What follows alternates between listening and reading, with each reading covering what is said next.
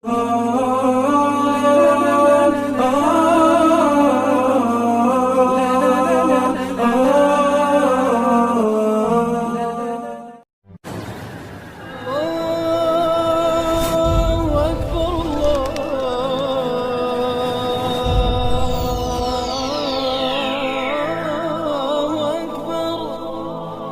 salah satu tipsnya.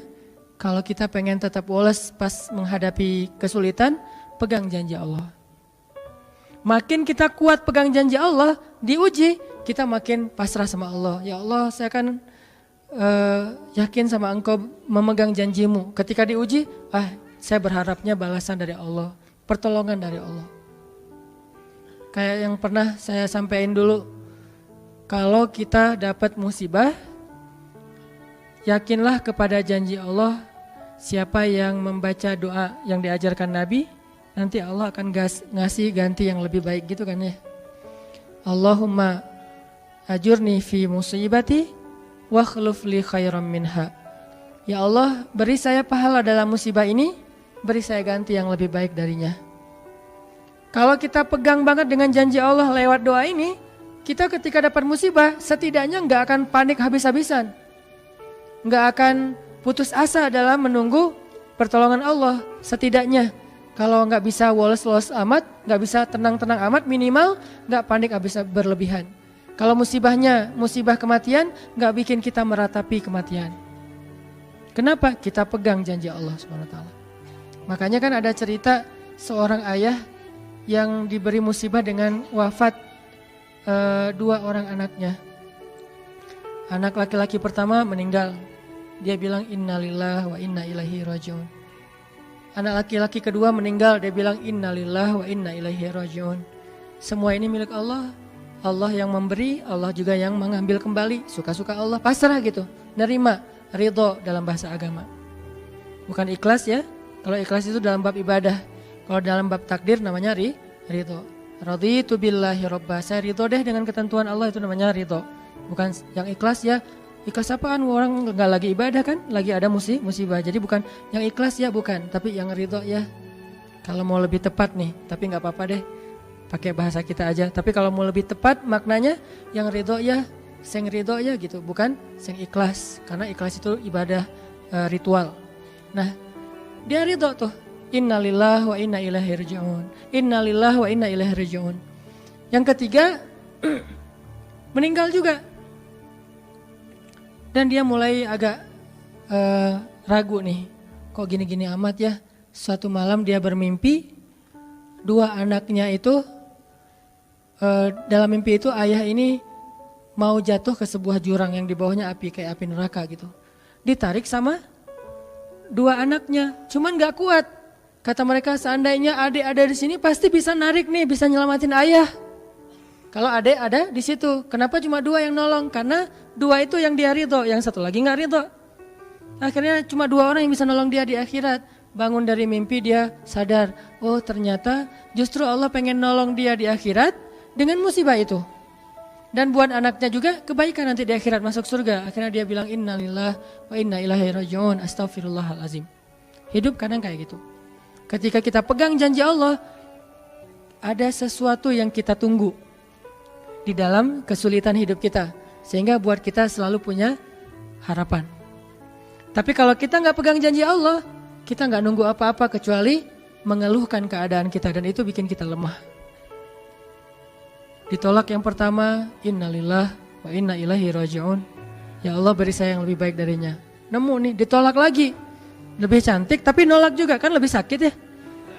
Lebih cantik ditolak lebih sakit. Ya Allah, beri yang lebih baik lagi. Makin lama makin di puncaknya rasa sakit yang udah gak tahan, diterima. Nih happy ending nih. Ada gak ya yang kayak gitu ya? Kalau jarang ada, berarti belum mempraktekkan jurus ini nih. Kalau pengen kayak gitu, coba tes deh. Cuman kalau ngetes Allah tahu sih ya. Coba deh praktekin, bukan ngetes, praktekin. Nanti pasti kita akan ngelihat hasil yang luar biasa. Jadi pegang janji Allah. Saya kalau gak selalu sih, kadang-kadang nih. Terutama hal-hal yang masih mampu. Ada musibah kecil, langsung berpegangan pada janji Allah. Nah, ntar Allah ganti yang lebih baik. Tapi itu harus dengan bahasa hati ya, bukan dengan lisan doang nih. Wa khluf li khairam minha. Hati nggak percaya. Allah kan bermuamalah berakad dengan kita lewat hati itu teman-teman. Allah nggak berakad dengan kita lewat lisan doang. Makanya niat itu kan sesuatu yang terbersih di dalam hati. Walaupun dalam prakteknya ada mazhab yang mengucapkan, ada mazhab yang tidak mengucapkan. Yang jelas secara definisinya terbersih di dalam hati. Innamal a'malu binniyat. Terus Nabi menunjukkan dalam riwayat yang lain, Nabi menunjukkan ke dadanya atau hatinya. Artinya Allah berakad dengan kita itu dengan hati. Jadi kita kalau mau ditolong Allah, katakan kalimat itu dengan benar-benar yakin di hati kita. Wa khluf li khairam minha. Emang yakin saya Allah bisa ganti nih. Yakin. Gimana caranya? Itu bukan bagian kita, itu bagian Allah. Bagian kita berharap, bagian Allah memberikan cara. Jangan sampai kita mengambil bagian Allah. Pasti kita akan kebingungan. Orang kita bukan Tuhan.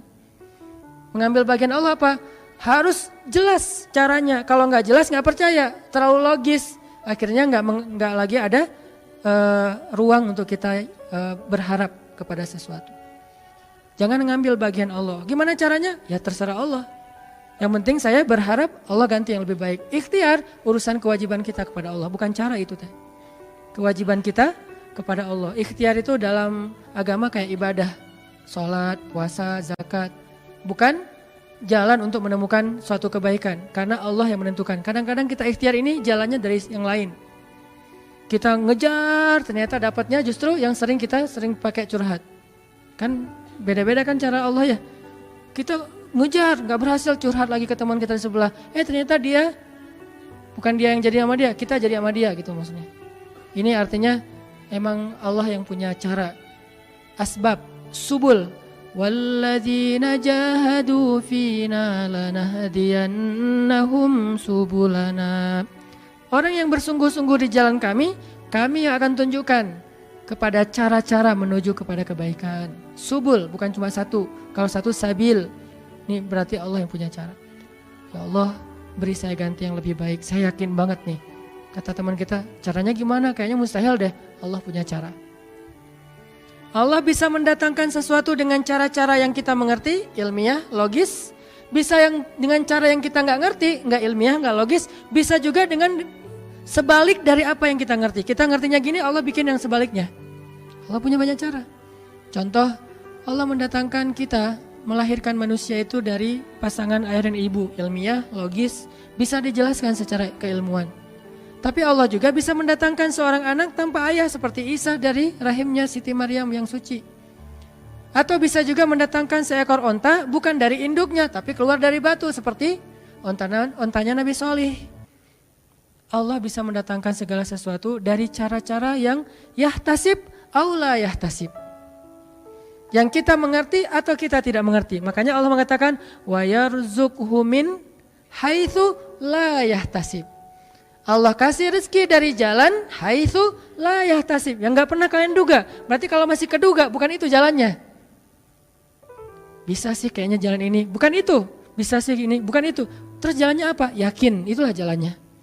Allah yang akan mendatangkan dengan surprise. Kayaknya surprise itu lebih seru sih. Dan surprise Allah itu emang pasti. Kalau surprise teman kita pas kita ulang tahun, kenapa ya hari ini kok biasa-biasa aja ya, gak ada yang ngucapin, gak ada yang ngasih hadiah misalnya ya. Kita masih berharap, mungkin mereka pengen ngasih surprise. Nanti malam-malam tiba-tiba saya masuk ke rumah, saya buka pintu rumah saya, tiba-tiba orang udah ngumpul semua di dalam rumah, terus ngasih surprise happy birthday gitu, balon segala macam, gitu-gitu deh. Bisa. Tapi apakah itu terjadi? Belum tentu. Pas kita pulang ke rumah udah siap-siap gitu. Gua mah gak akan kaget lah, yang gitu-gitu pasti udah disiapin. Buka pintu, ngelihat ke dalam, jalan pelan-pelan, nyalain lampu, kosong, gak ada siapa-siapa. Manusia bisa gitu banget kan? Teman kita atau pasangan kita berpikir pasti dia ingat lah, nggak mungkin dia nggak ingat hari jadian kita atau hari putus kita terus jadian lagi atau hari lahir lah minimal, pasti dia ingat. Tapi belum tentu dia bisa ngasih kita surprise seperti yang kita harapin. Kalaupun dia ngasih surprise, kadang-kadang kado atau hadiahnya itu nggak seperti yang kita harapin, biasa-biasa aja ternyata. Mungkin dia lagi nipis keuangannya, nggak punya modal apa-apa, ya udah ngasih apa yang ada aja, pulpen, permen. Nah, Allah nggak gitu. Allah kalau ngasih surprise itu benar-benar ngasih dan buat kita benar-benar ngerasa beruntung kalau kita percaya. Makanya berakatlah dengan Allah lewat hati. Hadza ma wa'adanallahu wa rasuluh wa sadaqallahu wa rasuluh. Benarlah Allah dan Rasul. Hasbiyallah atau apapun ucapan-ucapan belief termasuk wakhluf li khairam minha, beri saya ganti yang lebih baik darinya.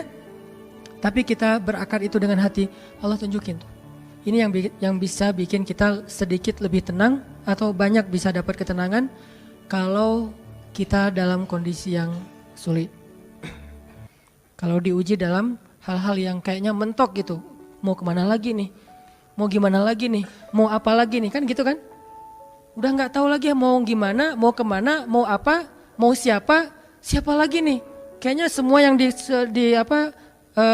list reunian udah ditembak satu-satu, gagal semua gitu kan? Mau siapa lagi nih? Teman kuliah udah, teman SMA udah, sampai teman SD juga udah.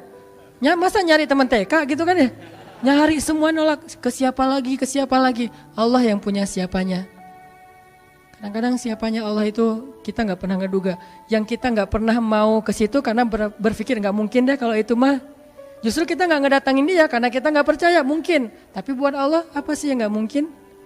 Julaibib dengan kondisi rakyat jelata banget ketemu seorang cewek yang selebgram banget, bisa aja tuh. Apalagi kita yang insya Allah nggak Julaibib amat lah ya, masih kerenan dikit lah. Walaupun mungkin solehnya pasti jauh dengan Julaibib. Tapi secara fisik ya kita bukan budak. Kita bukan orang yang seperti digambarkan di dalam hadis gimana fisiknya Julaibib sangat pas-pasan. Walaupun tingkat kesolehannya jauh. Pasti sahabat itu tidak tergantikan, tidak tertandingi. Oke, itu satu kasus di Al-Quran gimana Wallace dengan modal pegang janji Allah.